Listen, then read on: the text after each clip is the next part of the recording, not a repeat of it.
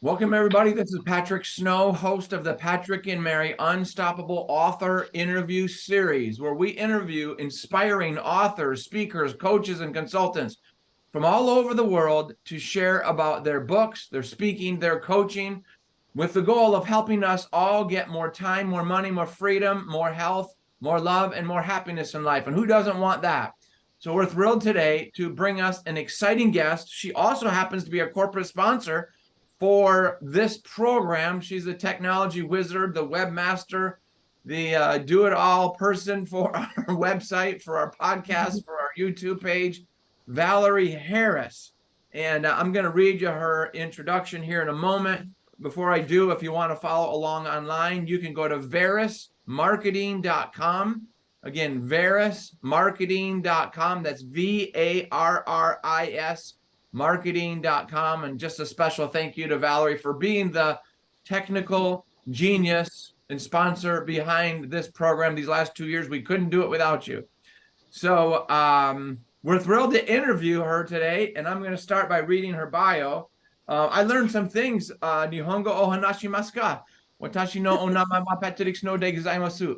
I had no idea the value that you also spoke Japanese. I think that's really cool. I know you spent a lot of time. Here's the thing, though, Patrick. I can speak, read, and write it, but I have no idea most of the time what I'm reading, speaking, or writing. I just know how to do that. There you go. Well, we'll have to talk about your Hawaii days too, because we both share that in common. Okay, so Valerie L. Harris, aka Valygrl, is an author, a professional keynote speaker, a life, business, branding, and marketing coach. She's a seasoned entrepreneur, boasting an impressive array of certifications, a certified marketing, business, branding, social media, and email marketing strategy coach, alongside certified goal achieving coach and certified life coach. Her journey began into entrepreneurship, commenced at the esteemed Fearless Entrepreneur Academy with Luis Maurice. Beyond her professional accolades, and I didn't know this either, Valerie is a first-degree black belt in Okinawan karate, Kinshikan Shurin-ryu, studying in the birthplace of karate in Okinawa, Japan. Val can also speak, read, and write Japanese, or Nihongo. She's also learned how to surf and trained as a beach lifeguard, just to mastering her swimming skills. Educated at the University of Hawaii, West Oahu, and Ashworth College in Business and Management, Valerie shines as captivating and entertaining keynote speaker, specializing in the topic of time freedom through outsourcing. And by the way, she's also an amazing webmaster and has built many websites, basic 2 to 4 to 5 page websites for so many of my author clients all over the world. And they're always grateful to work with you. So that's yet another skill that you have in this space.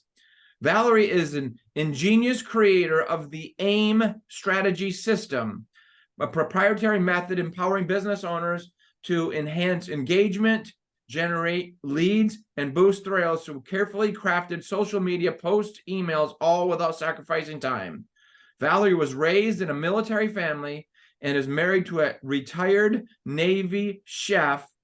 Navy chief. I'm sorry, I read that wrong. Valerie's diverse background, including attending 13 different schools, has nurtured her adaptability and resilience. She loves her life in the Pacific Northwest, sharing it with her husband of more than 30 years. They together have 3 children, a cherished grandson. And Valerie L. Harris isn't just an expert. She's a guiding force in helping others achieve time freedom through thriving in business and life. Her brand new book is titled Becoming a Time Freedom Freak. Again, Becoming a Time Freedom Freak, Mastering the Art of Thriving Through Outsourcing. So without further ado, please join me in welcoming Miss Valerie Harris. Thank you. Thank you for having me. It's weird, but thank you. Well, we're so thrilled to have you on. And like I said, I've known you for 10 years or so, and I had no idea that you did karate, no idea that you spoke Japanese. I knew that you spent a lot of time in your younger years growing up in Hawaii, but how did we initially meet way back in the day? And I think Mary West had something to do with that. She sure did. I met you. I was at a networking group. It was Friends of Facebook still back then, but you had come to do one of your marketing talks on how to market, best secret is marketing and sharing tips and stuff. And that's where I first met you at one of her networking groups. I think we were still at the Round Table Pizza. So at that time, but yes, that's where I first met you. And then we worked together at the Destiny Achievers Night. We both spoke. You were the keynote speaker, and there was about 3 other speakers that night, and I was one of them. And so I got to know you a little more at that time. And then there we go. And then we've just been hanging out ever since. Was Oh, that there's my Destiny mom and dad Achievers right Night there. in Silverdale? The Destiny Achiever Night was in Yes, Silverdale? yes. The one at we were at, what's that hotel, Mary? Baymont Inn and Suites. Okay. Yeah. Yes, yes.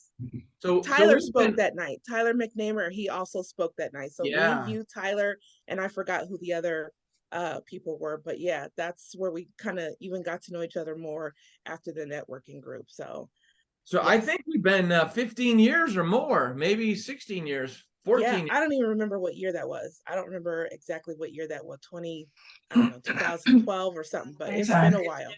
Yeah, that's amazing. Wow. And then tell us about Hawaii, because I love Hawaii, and you were fortunate enough to spend the majority of your childhood here in Hawaii. So tell us about that experience. Yeah, well, when you have parents who are in the military, which there's my mom right there, Cynthia. Hi, Mom. When you have parents who are military, my dad was a Marine for 30 years. We were stationed there twice. So the first time we were stationed on the windward side of Hawaii, which was Kaneohe, the Marine Corps Air Station there. And that's when I was like 8, 9, I think 8, 9, 10, 11, 12. I left when I was 13. And then, went back, and then we came back again as I was older. I'd already graduated high school and then in Okinawa, and we came back and stayed there. And then, but I ended up staying even longer because that's where I met my husband. We dated, got married, and started our family, and he had to end up doing a back-to-back tour. So not only was I already there for 4 years with my parents, I ended up staying another 6 years, or yeah, almost 6 years with my husband at the time. So I was there for quite a while in Wow. Hawaii. But that time with him, we were on the leeward side. So I lived in Honolulu, I lived in Pearl City, on Oahu. So yeah. Yeah, the whole Eva Beach west side is completely, now they got a subway train or above ground train that goes into the city, and it's all kinds Oh of change. wow. I Yeah. wouldn't even know. I left in 1996 and I haven't been back since. Wow. So Yeah. I'm sure there wasn't a bridge to Ford Island at the time. That Wow. wasn't there. We had to take the ferry back in the day. Oh, wow. And there wasn't the H3 highway. It wasn't there, and H2 was getting started. So that's how long ago Yeah. And by I've the been way, there. Cynthia, we're thrilled to have you on as your mother. You don't look old enough to be your mother, but we're thrilled to have you. So thank you for joining us today. Thank you. Thank you for the comment. That's wonderful. I mean, compliment. Yeah. So Valerie, you growing up in a military family, and you see some children today, and they've got all kinds of issues because they've gone to so many different schools. They're moved here and moved there, and yet you are completely adapted. You're one of the most easygoing, fun-loving people that I know. Talk about what it was like being raised in the military. How did that shape you? And how many schools did you go to, and how did you get along so well, changing every few years? Yeah, well, I didn't know any other life. There was no other thing. I didn't know what it was like not to move every 3 or 4 years. That's just what we did. My mom was in the Air Force, and then my dad was a Marine, of course, and um, so I was born into it. My grandparents were in the Navy. A lot of my uncles were in the Army, Navy, Air Force, Marine. So I didn't know that there was any other life that existed other than military. I never dated anybody that wasn't in the military as I got older. Don't even know. I didn't even consider dating anybody that wasn't military. So yeah, 13 different schools, 3 different high schools. 9th and 10th was at Coronado High School in San Diego, in Coronado, down in San Diego. 11th grade was in Okinawa, but it was at one high school. Kadena Air Force Base had a high school. And then my junior, senior year was at, or senior year was at Kubasaki High School, which is where most of the Marine kids, brats went and everything, in Okinawa, Japan as well. Because we lived off base, so I had to go to one school. Then we moved on base, so I had to go to another school. So it wasn't hard for me. I guess I was uh, pretty lucky because we were ready to move. 3 or 4 years come up me, where are we going next, Dad? It's just me and my brother. My brother, he's 8.5 years younger than I am, but we're ready to roll. 3 or 4 years. I'm looking forward to my dad getting orders to, what's the next stop in our journey. I didn't have a problem with picking up and moving on or leaving old friends, new ones. I really didn't have a whole lot of friends. I think I had 1 or 2 friends at each of the schools I was at. So um, I found it easy. Whereas, like my kids, they didn't like it. They didn't like my husband being in the military. They didn't like moving. They didn't adjust well. I was just the opposite. And I guess my parents always made it like, it's an adventure, something new. We're going somewhere different. We're going to try something unique. You're going to live in another country with different cultures. So they made it exciting for my brother and I to have something to look forward to. I couldn't wait to move to someplace different. And out of all of the cousins in my family on both sides, how many of them were able to say they graduated high school in Japan? They got to go to Korea and things like that. None of them, just Yeah. me. So People I, live a whole life and they've never been there. Yeah. yeah, some people never leave the city or state that they're in, and where I got to be able to go all over the place. I mean, I got to travel to Korea in a C-5 airplane, sitting in parachute seats and having to use the bathroom like astronauts. How many of my friends can say they got to do that? I did, We'll, um we'll have to save that for another interview. yeah. That was interesting. Yeah. So of all the places that you lived, I'm curious, Hawaii, Okinawa, you just mentioned Coronado and San Diego, which I absolutely love. Where was your favorite place that the military has taken you? And where was your least favorite place? Like, oh, I just can't wait to get out and move to the next one. Hmm. um my favorite place the military took us is actually right here in the Pacific Northwest. So my husband was here. We 2000. We first never been to Washington, never even heard about it. I mean, I knew about it, but it never crossed our minds to even Washington, Seattle. What is that? I don't even know. But when That's we where got like stationed here, Sasquatch lives. It's rainy and dark and cold there, I right? don't know, man. I know. Well, everywhere I lived was all tropical, sunny, and warm.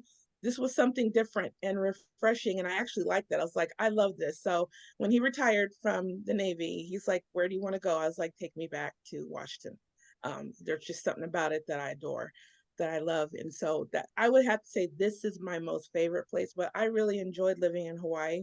I had a blast in Okinawa because I was a teenager, and I'm on a base full of Marines.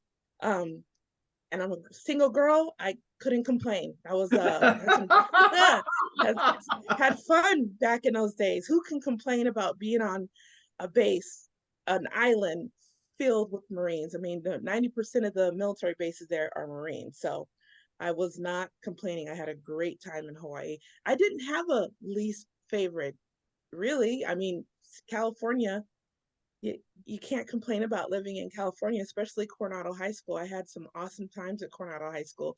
That's my first taste of surfing was there. So Oh. I had a yeah, no least favorite place. I put it that way. But Well, well, take this us back to the Washington's my favorite. All right. I love Washington State as well. And you know what I love about Washington? It's nice not having to shower 2 or 3 times a day. Nice not having to be sweaty and hot all the time. Nice being able to breathe that cold air in your lungs. So Yeah. let's go back to your earliest ventures in entrepreneurship. Can you remember, first off, were you born with this entrepreneurial bug? Did you develop it? How and where did it come from? And what was the first little business venture that you did? I don't, you know what? When I was younger, I wanted to be an architect because I had I don't know if mom remembers those wooden blocks, and I would actually design floor plans with those wooden, make rooms on the floor.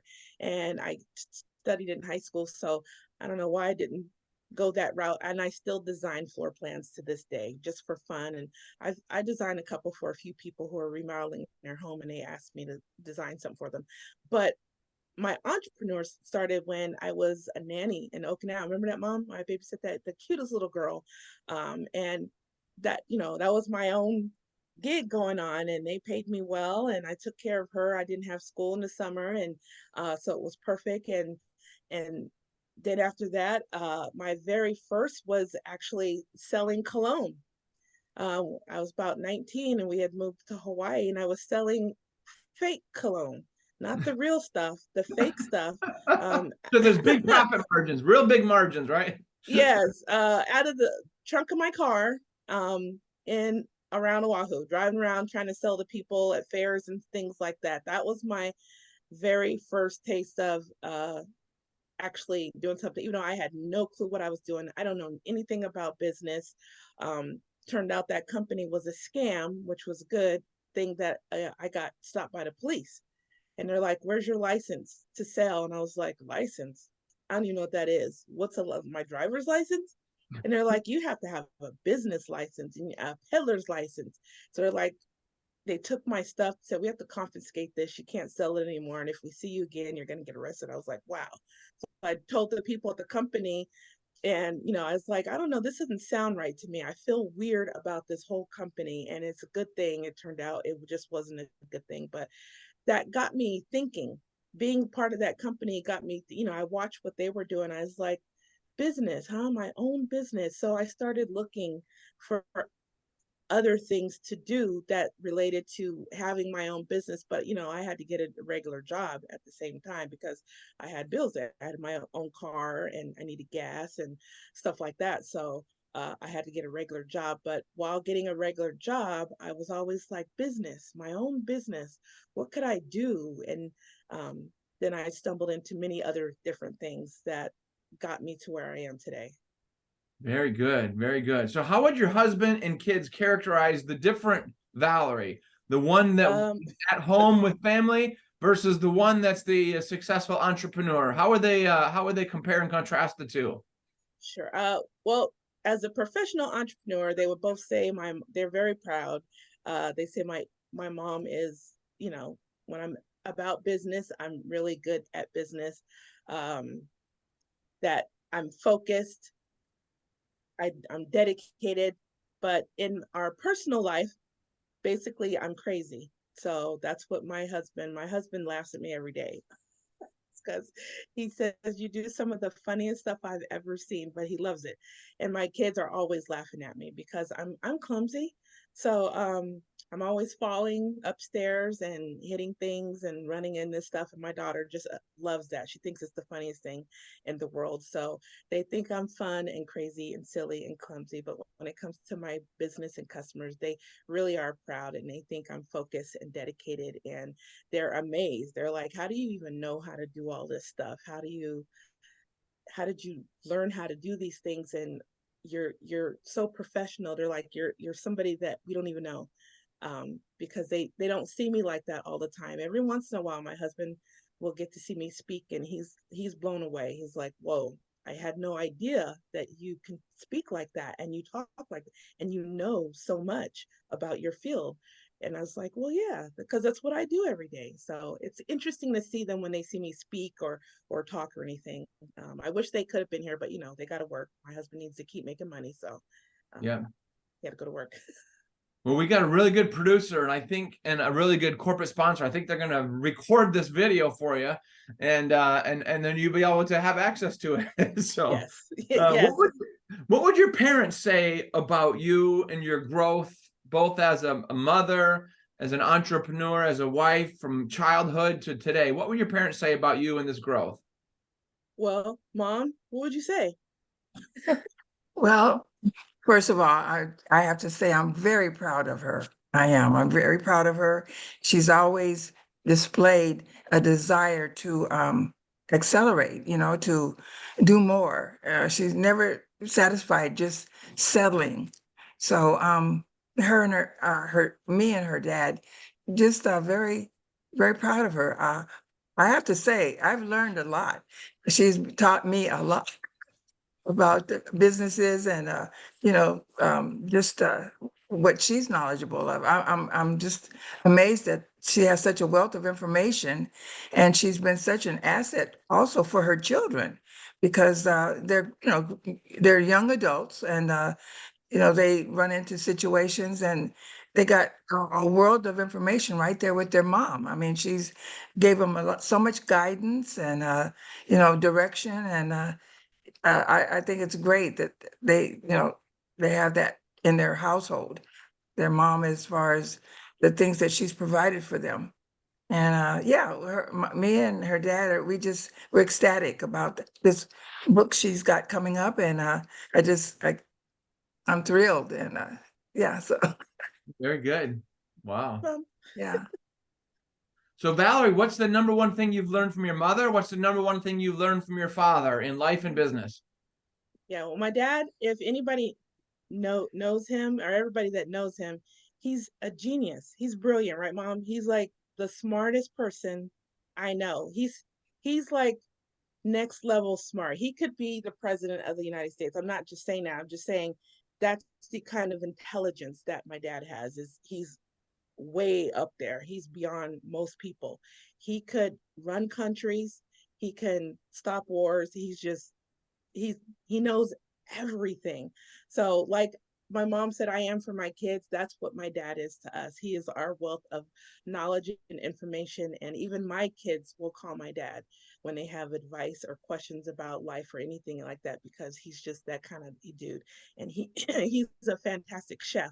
So he cooks food from around the world. Like Mm. he growing up, we ate stuff from Africa, um, Italy, Greece, Ireland. He can cook anything. So my dad is super smart. So I get my smartness, is that's what you want to call it. That's a word. See, that doesn't sound too smart, but I get that. My adaptability, my able to, change situations because he was in the military, from my dad. And I guess my softer, more gentler side, which I don't show too often because I'm just a tough person like that, but I am a nice, calm, gentle person. I get that from my mom because she's very soft. She was like her mom, my grandmother, very sweet, very kind, loving, and caring. And my kids love her for that. So they're always going to her, because my son is like, you don't know how to talk. I'm going to call grandma. I was like, go ahead, call grandma. I don't care. So they know that they can get that soft, gentle, caring, loving person out of her, where I'm more of suck it up, deal with your problems, suck it up, and just move forward. So that's how I am. But yeah. Well, it sounds like you got the best from both. So that is Yes. Yes. absolutely wonderful. So our guest today is Valerie Harris of Valygrl Marketing. Her book is titled Becoming a Time Freedom Freak, Mastering the Art of Thriving Through Outsourcing. So I want to ask you, Valerie, what inspired you to write the book? Outsourcing is huge. And most people, when I ask this, like when I do my talk on outsourcing, the first thing I ask is, does everybody know what outsourcing is? And of course, everybody raises their hand. They're like, yeah, that's when you hire other people to do stuff for you. That's part of it. It's so much more. And I guess I wrote the book because I didn't outsource the right way in the beginning days of my business, and it almost ruined my business. It actually caused a conflict in my marriage. It changed the family dynamics because I was spending so much time on the computer trying to make money, and I didn't want to give up any money because I had the mindset that, oh, if I outsource, that means I got to pay somebody to do something for me. Why would I do that? I'll just learn how to do it myself. So, and which was all wrong. I outsourced completely the wrong way, and because of it, I actually had to stop my business for a whole year because I wasn't making any money. And like I said, I caused conflict in my marriage. My husband's like, yeah, you're on the computer every day. And I was still working. I was working full time outside of the home. So I'm trying to work and then come home and I work another 40 hours on my computer. So 80 hours a week. And my husband's like, we don't see you anymore. We can't do anything. You're always working. And he's like, yeah, something's got to change, or something's going to change. And I'm like, ooh, And you don't want yeah, that second something to change. yeah. And I was like, well, I don't want the other one to change because I know what that means. And then my kid's like, Mom, you never do anything with us anymore. So if I'm like, if I struggle like this with the outsourcing, how many other people are too? And I was like, outsourcing is so important to both personal, but also your business life, but doing it the right way. And that's why I wrote the book. There's a right way to do it. And you have to first understand what outsourcing really is. It's not just hiring somebody to do other stuff for you, it's so much more. And the book talks all about the other stuff, the mindset that you have to be in about my outsourcing, and then the benefits of outsourcing, not just hiring other people to do stuff, but what it does for you when you do outsource your personal and business life. I outsource lots of things. Grocery shopping, I outsource lots of stuff. So you don't buy your own groceries? You have a company do that for you? Yeah, well, why should I do it? I just sit in my comfy bed and shop online. I know the stores because I used to go there, but I don't have to go there anymore. It's so time safe. I'm just, when I'm done and I click and I pay, I'm just like, oh, I don't have to find parking. I don't have to deal with crowds and nasty, icky people, angry, cashiers, having a bad day or something. I get to alleviate all that. And more importantly, I've saved myself about an hour or so of grocery shopping. I can either go pick it up or it's delivered to my door. I do both sometimes, just depends on what I'm doing. So that allows me to go do so. Yeah, I outsource many personal things because why? And I'm helping the economy. They have Yeah. jobs out there because I'm helping to, yeah, we need that service. So when they started doing stuff like that, I was like, sign me up. What else can I have someone else do in my personal life that'll save me time? And that allows me, like, we're watching a movie and I was like, oh, we ran out of this for dinner. Let me go ahead and order it real quick and have it delivered. I don't have to stop my movie with my husband. So from the It's a time you no-brainer hit for me. send on your grocery store order, how long until that food shows up at your doorstep? 20 to 30 minutes, depending on how much I get. It doesn't take long at all. 20, it was less than an hour. Well, I feel like So I've been in the Stone Ages because I can't imagine doing that. less than an hour. Usually, like, they tell you everything. So and so is shopping right now. Oh, they just checked out. Oh, they found something that was almost low. So I get constant updates on my phone, and I'm just sitting here chilling. And I've never had an issue, never had a problem, never got anything I didn't want. I can go and pick my substitutions in case they don't have something that I want.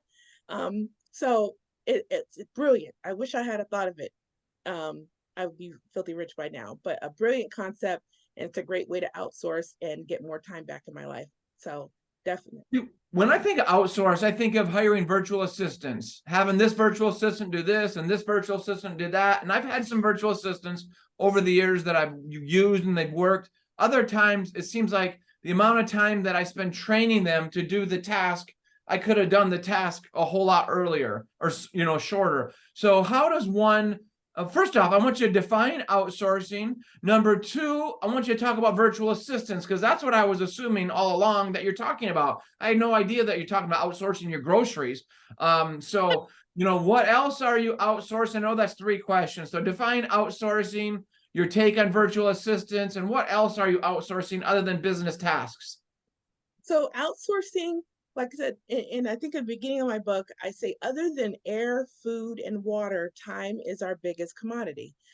We all have the same amount of time in a day, 24 hours a day, 7 days a week, 365 days a year. We all have it. It's how you spend that time. And me, I don't like my time wasted, and I don't like wasting time for, other people's time. So I try to find the most efficient and effective way to get things done so that I can do the stuff that I really want to do, whether it's even doing stuff in my business or spending time with my family, date nights, whatever family night, or just being self-care or doing nothing at all. I want to be able to have the choice to do that. So outsourcing is getting, getting things that you can't do, don't have time to do, or you just flat out don't want to do.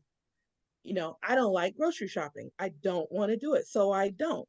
So outsourcing is getting other people who are experienced in that field or that's their job to do the things you can't do, you don't have time to do, you don't know how to do, or you flat out don't want to do. That's what you outsource. You outsource those things. Why are you struggling trying to learn how to do a new task or struggling to do 50,000 things in your house? In a small amount of time. Why are you struggling when there's people who will help you? that'll help you to do these things. Why are you struggling? You don't have to struggle anymore. You know, people outsource my company and my services to help them with their websites or manage their social media when I did that part of my business, because those things are what time consuming, very time consuming, or you don't know how to do it. Most people, do you know how to build a website? Most business owners don't, but they have companies who do. So what do? You outsource them to help you build a website because you don't have a clue of what to do or how to do it. And you would waste more time trying to figure out how to do it or do it on your own versus just hiring a company. And the VAs are great. I have a VA. I have a VA who does helps me with the scheduling part, making sure my appointments are all scheduled and all that good stuff. I give her what days I can and can't work, and then she helps fill in appointments with customers and things like that. I could do that. I could do it myself, but why? It's worth it to me, and at least in my life, to pay her. And it's not like I'm not paying her millions of dollars because I don't even make $1 million. So but I pay her well enough where she gets that stuff, that she's very efficient in making sure my calendar is legit, and I know exactly where I need to be on what day and who I'm talking to or where I'm going, and I don't have to stress about that. If there's any, I can see the calendar. If there's any changes, we talk about it and things like that. But a virtual assistant is also there. But here's the difference where what people don't do. Like you said, you find it more taxing to train somebody on how to do the stuff you want them to do, where you could just get it done yourself. But what it is setting your foundation up. I have these training programs that I already pre-created for my virtual assistant who helps me in my calendar. Another VA who she does my social media management for me. So I already set up a training program for her, just videos and a workbook before she even started. So I don't have to do it. It's a video, and I said, oh, here's your training, go watch it, and any questions, let me know. So I preset these things up. I set the foundation to hire and outsource before I actually hire and outsource. That's what most business owners don't do because they didn't think that that's something that they should need to do. If you want somebody to do something specific in your business and you want them to be efficient at it, don't hire them and then train them. Have your training program already ready to go, whether that's a video training, workbook, or a combination of the both. That's what I do. Then you go out and hire your VA, and boom, now I'm not wasting my time having to personally train them. Everything's on video in a workbook, and then they can contact me on our weekly meetings or whatever like that. So it's all about setting up that foundation, and that's the difference. That's why I asked that question at the beginning of when I speak. How many people know about outsourcing? And they say the same thing, and it's all wrong. There's so much more you have to do in preparation before you outsource, not just in your business, but in your life too. And I outsource everything. You see this hair? I outsourced this hair. Mm-hmm. I sure did.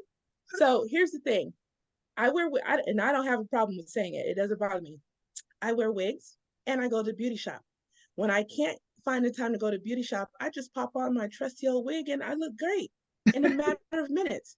Whereas if I try to, I have hair, but if I try to do my own hair, I'm in the bathroom for about an hour because I've got to wash, condition, put in the heat spray, blow dry, flat iron, and then make some kind of style. That takes me about an hour, and I still look like crap after all of that.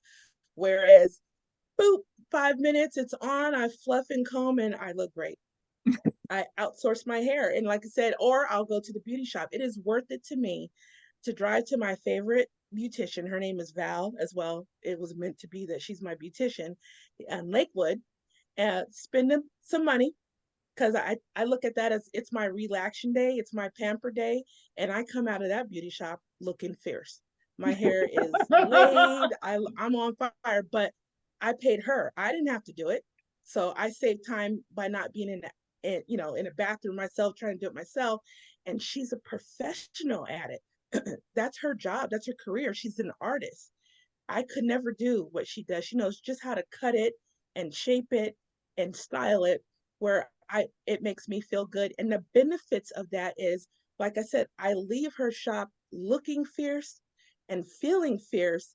And because I feel like after that, I said, oh, there's nothing that's going to stop this wonderful day. I'm on fire today. And then I go home and my husband's like, wow, you look great.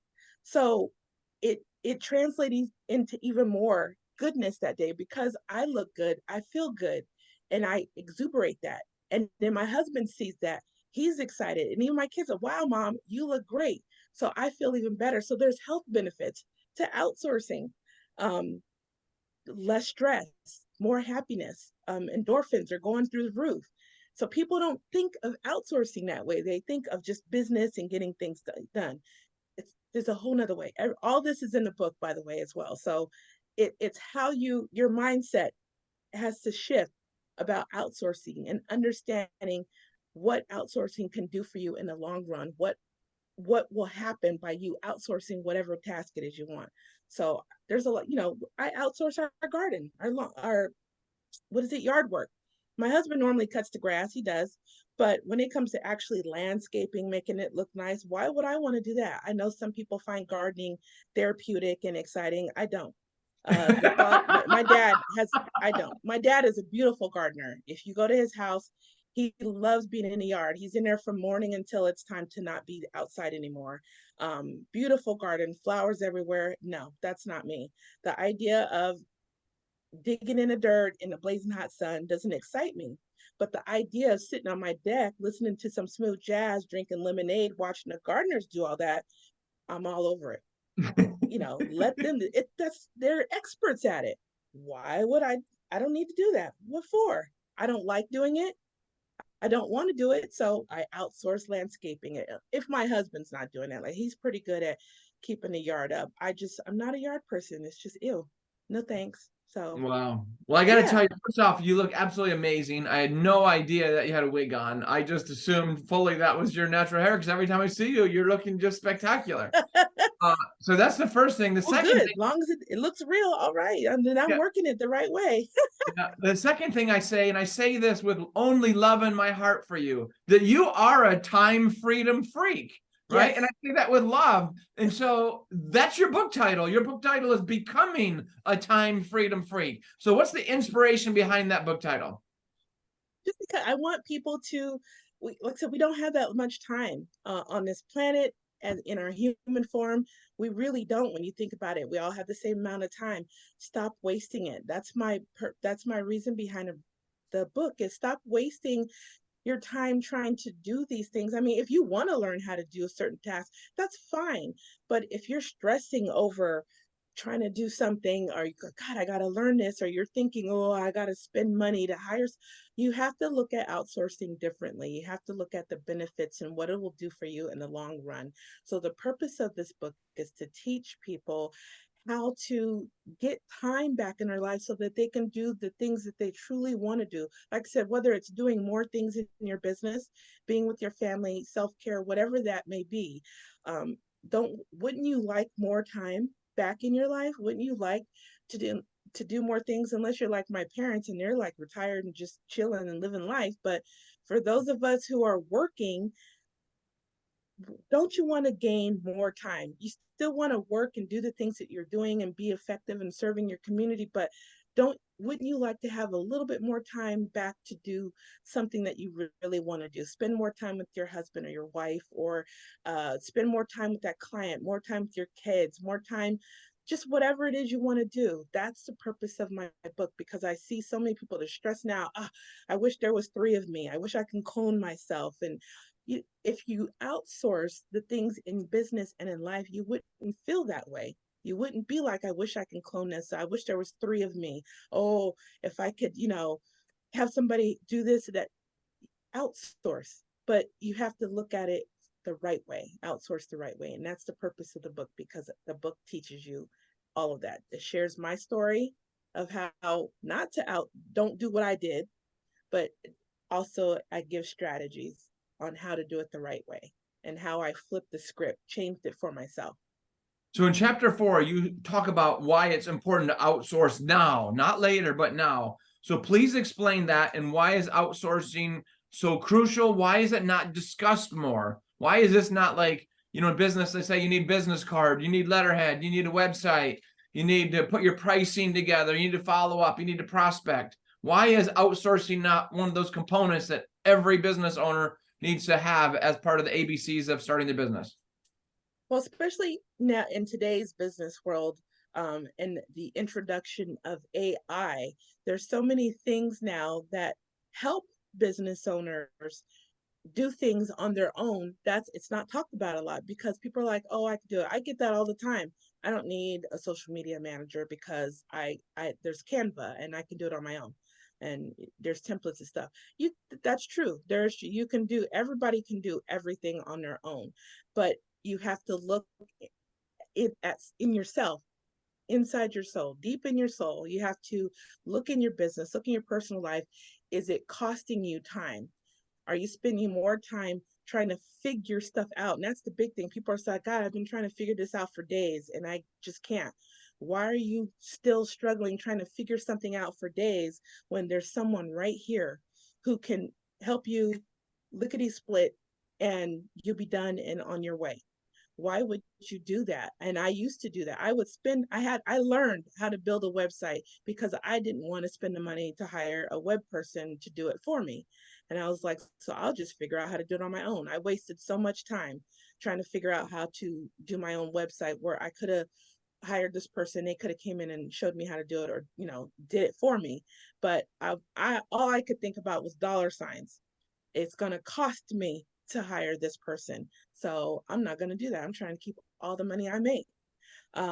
So in almost everything in my business, I tried to figure out on my own how to do business cards. I didn't know how to do business cards. So it took me a few months to learn how. I didn't know how to do flyers. I didn't know anything about, and I didn't want to hire anybody.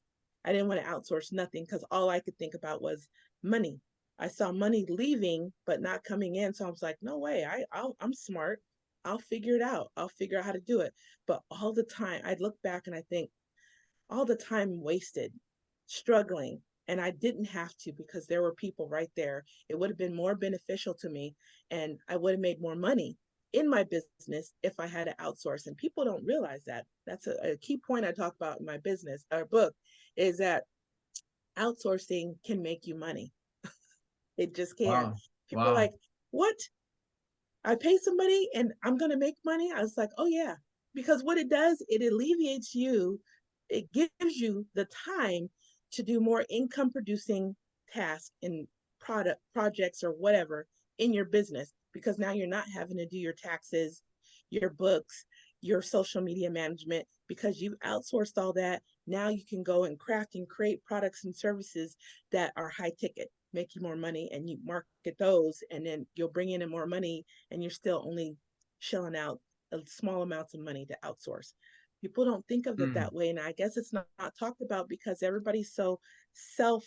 I can do it. I can do it. I don't need help. I've got AI. I've got Canva. I've got ChatGPT. I don't need it. I can do it all by myself. When reality is, you still need help. If you're, I'll just put it like this: if you're the person where it's taking you forever to figure out something, or you have to keep trying to figure out something, you need to outsource. If you're stressing over getting something done, you need to outsource. If you're not haven't been able to spend time with your family and friends, you're canceling lunch dates and date nights with your spouse, you need to outsource.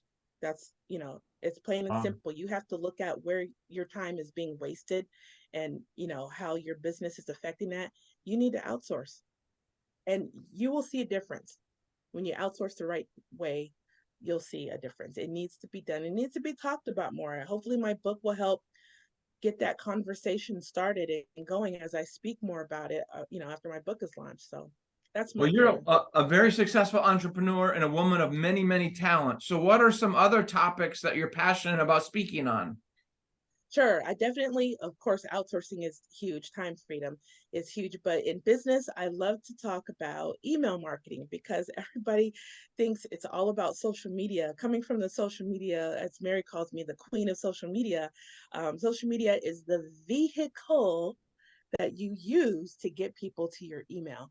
It's all about email marketing. And if people are not using email to generate those real conversations and relationships with your clients and leads and things like that, you are missing the boat and you're losing money.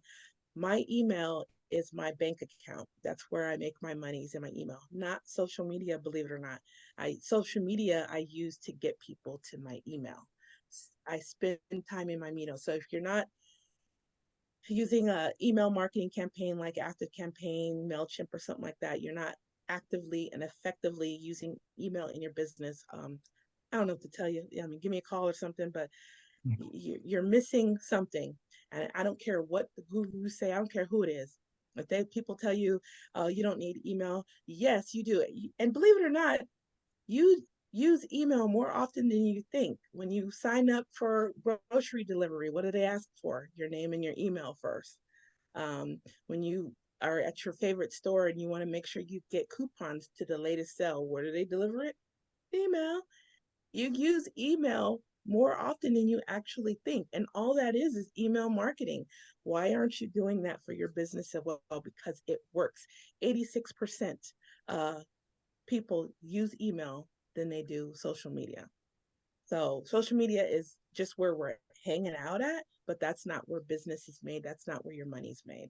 So I talk a lot about that. Mhm. And on personal note, I'm also writing a book about my son and I. I don't have a title yet, but my son he had a brain injury when he was 4, and he's autistic now. So I'm writing a book about our struggles because I know there's other parents going through the same thing. So I'm writing. I don't like. I haven't thought of a title yet, but there's a book out there. So I also talk about what it's like to be a parent. I'm in a couple of Facebook groups where I have spoken about what it's like to be a parent of a teen who has autism and a brain injury. What's that like? How is our day to day life like? And our struggles, our wins, our battles. Because every day in this house, it's a battle with my son because he struggles. When he struggles, I struggle. So um, I was chatting about it with someone in the group, and then they asked me to come speak at their group. So I speak about that now. And believe it or not, there's a third book also. These are personal books about being a military wife. My mom is experiencing that. She's been a military wife, and I have. And I was an ombudsman, which is my husband when he was in the Navy, and which an ombudsman is a liaison between the command that you're a part of to the family. So when they're out to sea, if there's an emergency, the ship would contact me and I would contact that family member, give updates and things like that. That was a very stressful job, and it's not paid. It's completely volunteer. And I was on call 24 hours a day. So I'm writing a book about that experience and being a military wife and what that's like and things like that. So yeah, I speak about that because I'm also in military groups and stuff, and I've been asked to come and speak on what's it like to be a military wife? What do you expect for deployments and things like that? What happens when you get back from deployment? My mom used to speak on it as well, as she was the manager of the Navy and Marine Corps Family Service Center in Okinawa. So, and then she was also one for the Army in Hawaii. So, I can't wait for those books. Those are later on down the road, but I'm actually speaking on those now. So if anybody ever I'm looking for somebody to talk about autism, being a parent, or somebody what it's like to be military wife, I can speak on that because I've been those.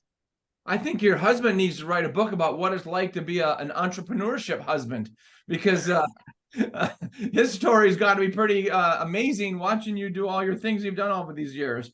Yeah, So well, I made him. He has a side business, but he has no clue about business. So I just tell him, "You go do your." He's a DJ. I say, "You go do your DJ. I'll take care of everything else because I don't have the time to teach him, and I just yeah, do it for him." So love it. So how does being a certified life coach complement your marketing strategy coaching? How do those two fit together? yeah, and most people wouldn't think like, why would you become certified as a life coach when you're just all, I'm marketing. That's all I do, social media, email marketing. Well, if you've met some of the clients that I've had, none on here, some of the clients that I've had, I need to be a life coach because they got issues that, ooh, now I'm not a psychologist, but there's things that are happening in some of my clients' life. We can't even get to the marketing aspect of it until we get this other stuff cleared up out in the open, figured out. So then they'll be in the right mindset to move into the business coaching part of it, to move into the marketing part of their life. So yes, I have quite a few clients where right now I'm walking them through personal issues that they have that are blocking them from being successful in their business. They hired me to do marketing, but then as I got to talking to them, I was like, oh, we got to back it up a minute. I said, because you're not doing this in marketing, because you're not doing this in your business, because this is happening in your life. So I thought I would be able to serve my clients better by getting certified as a life coach so that I can help sort some of these things out. Now, if there's anything serious going on in their life, like, where they actually need to talk to a psychologist, a psychiatrist, of course, I have a referral list for that, because I'm not none of those. But if it's something simple, like, they don't know how to schedule out their day with their family and things like that, those are part of the life coaching skills I can help fix and change and adjust so that we can move on to why they really hired me. So, but they have to pay more I because love it. I love it. that's a lot. They got to get their personal life squared away before they can succeed in business. Yes. Wow, this has been amazing. How can people get a hold of you for speaking, for coaching, for consulting? Do you offer a complimentary session? What's the best way for people to contact you in that regard? Yes. So of course you can call or text me. Email is probably the best way to contact me, because I love email. Um, I'm on it every day. I check it profusely. So emailing me is probably the best, which I don't know if Mary put it in the chat, but I can if she doesn't. It's all it is Valerie Harris at verismarketing.com is my email. But you can also call or text me. I never turn off my Facebook or any social media, so you can always message me on any platform. I keep them on 24 hours a day. Doesn't mean that I answer 24 hours a day. I just never turn it off. So if you want to message me at 3 in the morning, go right ahead. I just know I won't be answering you until I wake up that day. And you know, I don't mind the phone calls, but because I have a busy schedule, I'm always doing things, I may not answer your call right back. If you call and I don't answer, I'm either with a client, I'm speaking somewhere, or I'm with my family, doing family time. So I'm not a phone person per se, where if you sent me a text or email, I respond to those much more quicker, because I could be somewhere quiet and text really quick where I might not be able to pick up the phone and answer you wherever I happen to be. So email, text, phone, and definitely social media. You can find me anywhere on social media. Very good. So you mentioned outsourcing your groceries. Are there any other areas when you start coaching with somebody and you say, you know what do you think about outsourcing this or outsourcing that? I mean, I plan my whole weekend around Costco when there's not too many people there, because I don't want to go through that huge circus to go in and out and the parking hassles and all of that. What other areas other than groceries are we missing that maybe we could outsource and we don't? Yeah, I mean, there's a lot of companies and businesses in your personal life that can help you save time. If you hate cooking like I do, I know I don't like a lot of stuff because it takes time. I don't know, right, Mom? Who wants to be in the kitchen? That's a chore. Cooking dinner, ew, I hate it. I hate thinking of what to cook and stuff. With my daughter, she's all over that Sunday planning her week and meal prepping and stuff. I was like, you go right ahead. Where for me, if I could afford a personal chef, I would outsource. I can't at the moment, but I would do that. But they have things like Home Chef, Every Plate, and those kind of services, and they're pretty darn good, and they're reasonable to have that meals ready to go. Just throw it in the oven, or they have the recipes for you. I use what's it called? Emails. It's a company, it's emails in conjunction with Walmart, and they give all the healthy, quick 30-minute. I has to be at 30 minutes or less, or I won't cook. 30-minute meal ideas and recipes, but And then I do my grocery shopping at the super Walmart and all of it's online. So I see the recipe, what I need. I go and do my shopping and then either have it delivered or go pick it up. So that's what I do. And they have healthy meal options, keto, paleo, all that stuff for you. But it's quick and easy because it's perfect for someone like me who wants to get in and out of the kitchen as fast as I can. Like I said, when I become a billionaire, I will be outsourcing my cooking and cleaning the house and stuff. Not my laundry, but things like window sills, ovens, and refrigerators. I don't want to do that. I don't like doing it now, but I do it. But if I can outsource cleaning my house, oh, I'm all over that.